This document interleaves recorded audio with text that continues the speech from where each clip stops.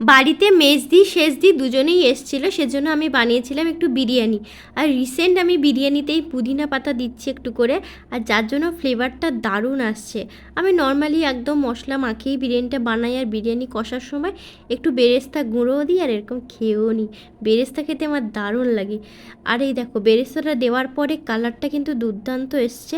তারপরে আমি লেয়ারিং করে নিচ্ছি বিরিয়ানির আর কি। আর দিদি বানিয়েছিল উনুনের মধ্যে ওই কাঠের জাল দিয়ে এই চিকেন, দেশি মুরগির লাল ঝোল, দারুণ হয়েছিল কালারটা, আর খেতেও ভীষণ ভালো হয়েছিল। জাস্ট কালারটা দেখো অসাধারণ। এখানে আমার বিরিয়ানিও রেডি হয়ে গেছে, আর এই আমার দু মক্কেলকে খেতেও দিয়ে দিয়েছে বিরিয়ানির রায়তা দিয়ে।